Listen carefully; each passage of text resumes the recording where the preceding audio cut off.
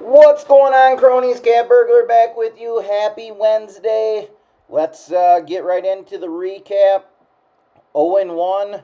Ariel Atkins did not go over 13.5 points. That was our only play really yesterday. I had Atlanta, but I got it so early that I don't really feel like it's fair to say like you guys got that number. So, um, anyways, 0-1 with the plays.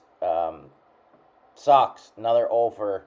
There's been definitely, I'm kind of in a colder stretch right now, which blows, but definitely not discouraged or whatever. This is kind of part of the game. You're going to go through some of these ups and downs. And again, my regular picks for people just tuning in, they have not been great over a certain period of time. Like if you're looking back over 2 years, they've hit lower. Now, over the last 2 or 3 months, my other plays have hit much higher, and I'm learning to get more value on these plays. But my lock and loads are really where I make my money. So, and those are very rare. Um, I think we've had, since we've been doing these videos, like 5 or 6 of them. Okay, and they've all cashed. But they're just hard to find, and I don't force them because I've learned over time when you start forcing plays, that's really when you go south. So, especially with your bankroll. So, anyways, guys, I'm 0 for 1. Never hide from my losses. Let's get right into it. What I'm thinking today. Let's get in. Obviously, today's game 3 of the NBA Finals. I gave out a pick yesterday. I am playing Indiana +5. If you can get a 5.5, there were some. It looks like it's now been bet down, but Bovada's still got a 5.5 hanging out there at -105. If you can get that, I think that's some pretty good value right there. I was hoping it would get to 6, but I don't think it's going to get there. I also have some player props too. Chet Holmgren under 14.5 points. Shea Alexander under 34.5 points. And Jalen Williams under 21.5 points. That's when I bet them. That's what they all were. So some of them might have moved, but my reasoning is this: I think I hit two out of 3 of these at least. Shea, are you going to be able to stop him? No, but he's been right around this number every game almost. He got to 40. I think game 1 or pretty darn close. He's averaging like 37 in the series or whatever. Obviously, Shea is unbelievable. But he always has one game, and I think this could be the game. I look for Indiana really to bounce back here. I look at some of the others like Holmgren, Williams, maybe not to have as big of games as they've had. Caruso, some of those other guys, they're just not going to have the games that they've had in the past at home. Star players like Shea, whatever, they play good no matter where. So, I mean, if he went over 34, would it be a shock? No.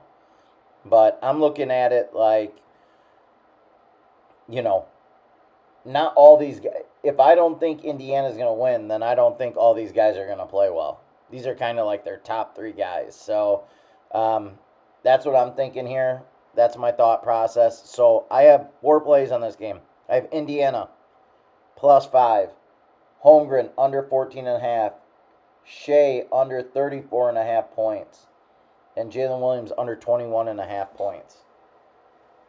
So, and on the Jalen Williams, he's been under 20 each of the first 2 games. So, you know, I think they've done a fairly good job on him. All right, let's get into the WNBA. I have 1 play in the WNBA.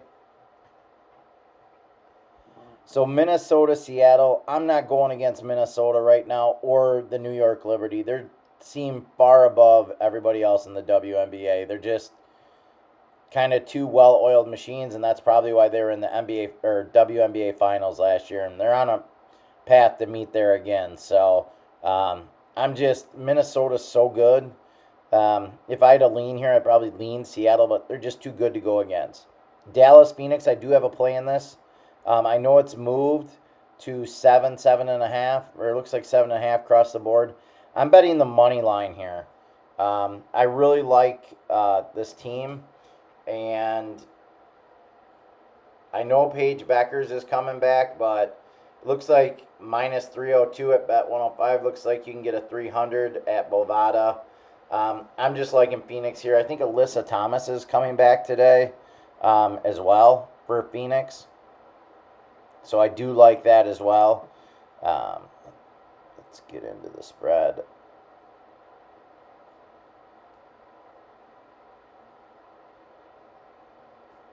I don't know why it's not moving here. Come on, Odds Logic. Maybe I just didn't click it.